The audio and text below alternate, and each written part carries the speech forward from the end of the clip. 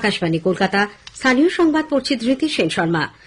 বিশেষ খবর হলো, প্রধানমন্ত্রী সংসদে কৃষি সংক্রান্ত দুটি বিল পাশ হওয়াকে যুগান্তকারী আখ্যা দিয়ে বলেছেন, কেন্দ্র কৃষকদের সবরকমভাবে সহায়তা করতে দায়বদ্ধ।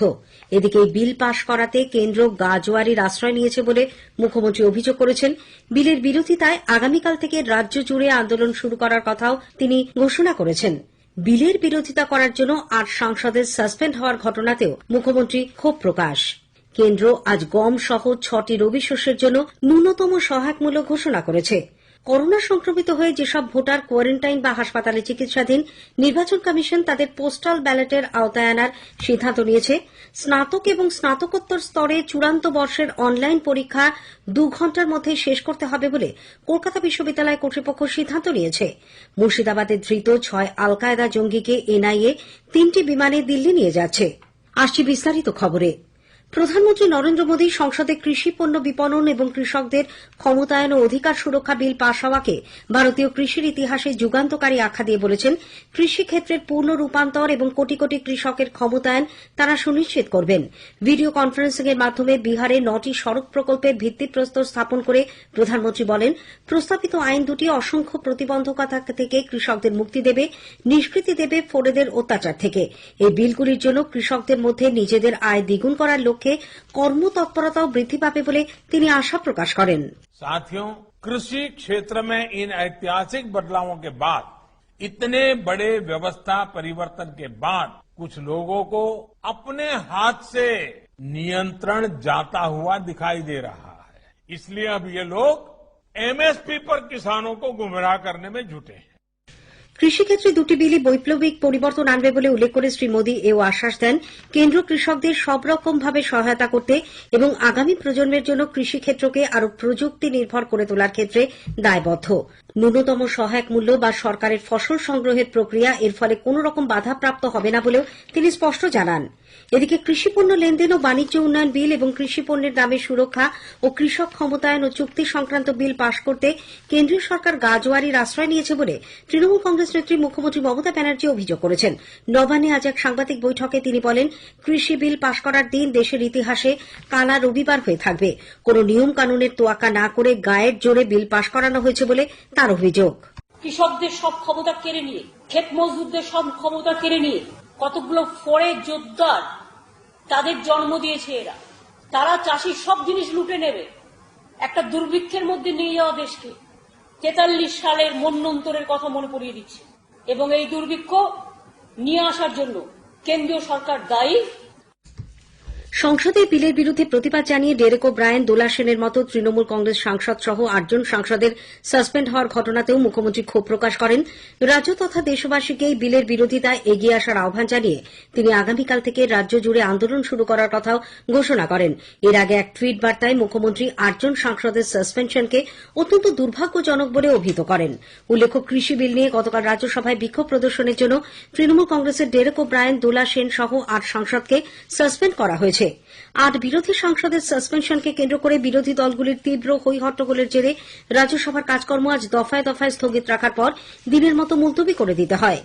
সংসদ বিষয়ক মন্ত্রী প্রহ্লাদ যোশী রাজ্যসভার কাজকর্মে ব্যাঘাত ঘটানোর জন্য বিরোধীদের তীব্র সমালোচনা করেছেন। সংসদ ভবনের বাইরে আজ তিনি সাংবাদিকদের বলেন, রাজ্যসভার চেয়ারম্যান ৮ জন সদস্যের নাম করে তাদের সভা ছেড়ে চলে যাওয়ার নির্দেশ দিলেও বহিষ্কৃত ওই সাংসদরা তা অগ্রাহ্য করেন।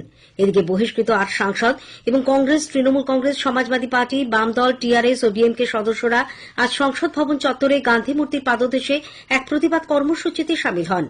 ৮ জন সাংসদকে যেভাবে বহিষ্কার করা হল তা অগণতান্ত্রিক বলে দাবি করে তার যৌক্তিকতা নিয়েও সেখানে প্রশ্ন তোলা হয়। কংগ্রেস নেতা অধীর রঞ্জন চৌধুরী জানান, বহিষ্কৃত সাংসদদের সভায় আবার ফিরিয়ে আনার জন্য তারা আন্দোলন চালিয়ে যাবেন।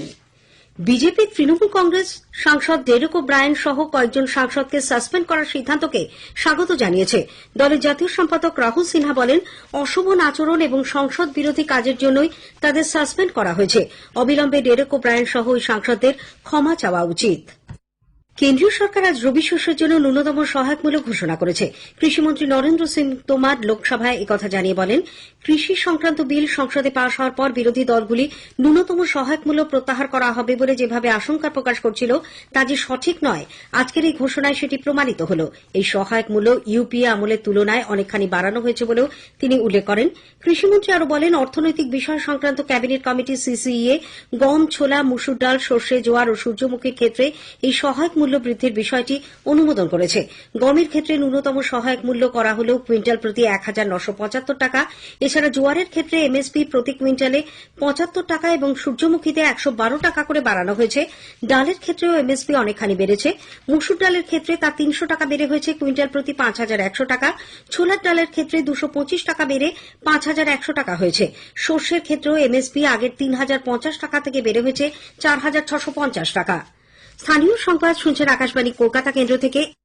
করোনায় সংক্রমিত হয়ে যেসব ভোটার কোয়ারেন্টাইনে বা হাসপাতালে চিকিৎসাধীন, নির্বাচনে তাদের পোস্টাল ব্যালটের আওতায় আনার সিদ্ধান্ত নেওয়া হয়েছে বলে নির্বাচন কমিশন জানিয়েছে। বর্তমান পরিস্থিতিতে কিভাবে নির্বাচনের আয়োজন করা হয় তা নিয়ে কমিশনের উদ্যোগে আজ এক আন্তর্জাতিক ওয়েবিনারে জাতীয় নির্বাচন কমিশনার সুনীল অরোরা বলেন, ৮০ বছরের বেশি বয়সী, প্রতিবন্ধী এবং জরুরি পরিষেবার সঙ্গে যুক্ত ভোটারদের ইতিমধ্যেই পোস্টাল ব্যালটের আওতায় আনা হয়েছে। আগামী ২-৩ দিনের মধ্যে বিহারের বিধানসভা নির্বাচন নিয়ে চূড়ান্ত সিদ্ধান্ত হবে বলেও তিনি জানান।